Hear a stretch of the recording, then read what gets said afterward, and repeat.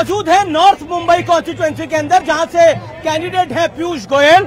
सो आप लोग इस बार वोट डालने के लिए तैयार हैं मोदी की सरकार। आप सब लोग बीजेपी के समर्थक हैं, तो मोदी की सरकार तीसरी बार क्यों आनी चाहिए आपकी राय में? देश में इतना विकास का कार्य हुआ है, इसलिए मोदी सरकार का कोई विकल्प ही नहीं है। 100% इंडिया अलायंस वहीं स्टैंड ही नहीं करता।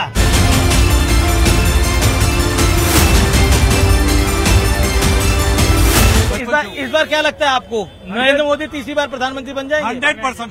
कारण उन्होंने नरेंद्र मोदी जी प्रधानमंत्री भी बनेंगे और 2047 में भारत विकसित भारत भी बनेगा और उन्होंने काम करके दिखाया। आप सब तो बीजेपी के कार्यकर्ता तो बोलेंगे ये बात। ये हम नहीं बोल रहे हैं, ये जनता बोल रही है। जो आज आपने आज की रैली देखी थी जी, ये आम जनता को आप पूछ लीजिए, आम जनता का पुकार है। फिर एक बार मोदी सरकार, अब की बार 400 पार। पीयूष गोयल के साथ वोट पथ का अगला पड़ाव था नॉर्थ मुंबई का मलाड। तो आज का वोट पथ हम उत्तर मुंबई में कर रहे हैं। मेरे साथ पीयूष गोयल लगातार बने हुए हैं, रात के 9:30 से ऊपर हो गए हैं और ये नमो विजय रथ की यात्रा भी यहाँ पर समाप्त हुई है। तो पीयूष जी, दिन अभी खत्म नहीं हुआ है। अभी कार्यकर्ताओं के बीच जाऊंगा जी, आगे की तैयारियां, और अब तो 20 तारीख पोलिंग डे की तैयारियां भी शुरू हो गई हैं जी।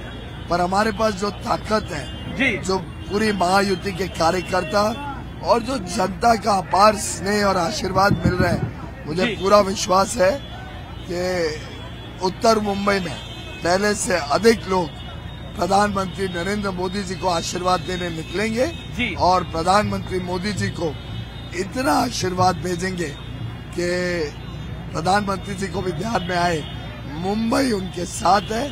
चलिए, हम आपके मुंबई में आए हैं तो आप कुछ वड़ा पाव खिलाएंगे हमें। चलिए, अगर कोई नजदीक दुकान मिल जाए। जी, अतुल भातखलकर जी जी विधायक। चलिए, तो पीयूष गोयल के साथ हमारा ये वोट पथ अभी भी जारी है।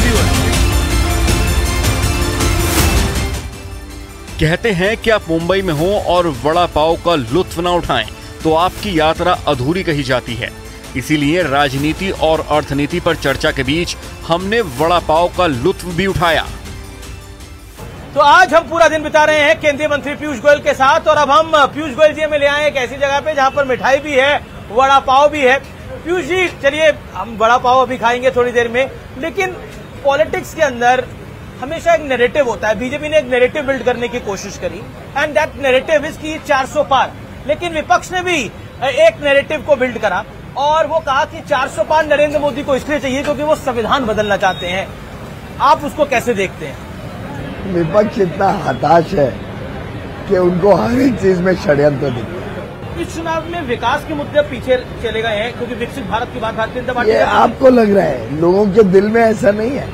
आप जनता से जाके पूछिए, ऑपोजिशन नैरेटिव नहीं सेट करता है, ये जनता जनार्दन है जो सेट करता है। देख रहा हूँ, देखिए, वड़ा पाव भी आ गए हैं। अब ये मलाई वाले वड़ा पाव है या चीज वाले हैं, बोले मॉडर्न वड़ा पाव है। चलिए, आधा कर थोड़ा सा इसको खा लेते हैं। जी, तो ये बहुत बढ़िया, वेरी टेस्टी। भूख भी जबरदस्त लगी हुई है। आप तो लगातार कैंपेन कर रहे हैं, हम भी आपके साथ हैं। हुकूमत वाली गर्मी है, लेकिन हम बात कर रहे थे नैरेटिव की और बात कर रहे थे विकसित भारत की। लेकिन विकसित भारत की हम बात कर रहे हैं, लेकिन प्रधानमंत्री का भाषण में वो हिंदू मुसलमान की बात कर रहे हैं। गृह मंत्री अमित शाह के भाषण में वो कहते हैं कि तुष्टीकरण की ABC वो समझा रहे हैं। कांग्रेस ने जिस प्रकार से मैनिफेस्टो हो जी, उनके सलाहकारों के बयान हो, उनके नेताओं के बयान हो, उन सबको इस्तेमाल करके चुनाव को अलग मोड़ देने की कोशिश जो की, उसमें हमारी जिम्मेदारी बनती है कि जनता के सामने कांग्रेस का पर्दाफाश करें। चलिए, ये तो पॉलिटिक्स की बात हुई, लेकिन मुंबई से आपका पुराना नाता रहा है। आपने पढ़ाई करी, आप यहाँ पले बढ़े, आप जिसे कहते हैं ना मुंबई की भाषा में, मुंबई आमची मुंबई के एक मुंबईकर, एक एक्चुअल मुंबईकर है। एक सवाल मेरे मन में आया कि जब आप लोकसभा चुनाव लड़ने आए तो क्या आपके लिए एक इमोशनल मूवमेंट थी? मुझे लगता है जब नाम घोषित हुआ तब मैं अपने कार्यालय में दिल्ली में था, पर मैं आपको बता सकता हूं कि मेरे दिल में इतनी खुशी थी उस दिन, क्योंकि कुछ दिनों से बातचीत तो चल रही थी, शायद राज्यसभा वालों सब सांसदों को मौका मिलेगा, पर नाम घोषित नहीं होने के कारण हमें पता नहीं था कि हमें मौका मिलेगा कि नहीं मिलेगा।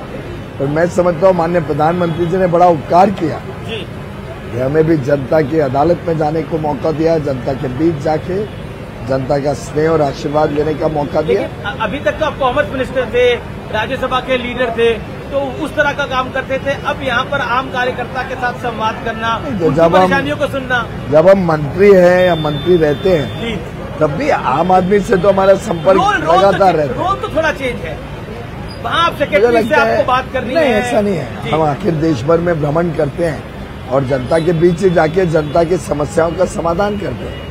जो रोल पार्टी तय करती है उस हिसाब से हम अपना काम बढ़ाते हैं, पर जनता का संपर्क हमारा 40 साल से बना हुआ। एक सीक्रेट हमने आपके बारे में पता कर लिया है कि आपका ओरिजिनल नाम घर का हैप्पी है।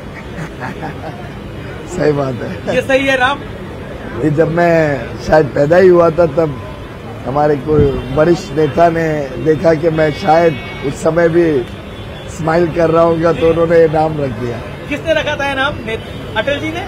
अब वो राज को राज ही रह रहे, राज को राज रह रहे। तो आप एक देश एक चुनाव करने जा रहे हैं? ये तो पक्का करेंगे, और वो देश हित में देश का हजारों करोड़ रुपया बचेगा, देश के विकास को गति मिलेगी। और पहले तो एक ही समय पे सब चुनाव होते थे, ये दुर्भाग्य से बिगड़ते गए मामला। संविधान बदलने का तो कोई प्लान नहीं है? इसके लिए संविधान बदलना नहीं पड़ेगा, पहले भी होता था, आज भी हो सकता है। चलिए पीयूष जी, आपने हमें समय दिया और आज हमने आपके साथ वड़ा पाव भी खाया, मिठाई भी तैयार है। अब पता लगेगा 4 जून को मिठाई कौन खाएगा। आपका बहुत बहुत शुक्रिया वोट पथ में हमारे साथ आने के लिए। मिठाई नरेंद्र मोदी खाएंगे, ये स्पष्ट है। चलिए देखते हैं। तो ये थी पीयूष गोयल के साथ हमारा वोट पथ।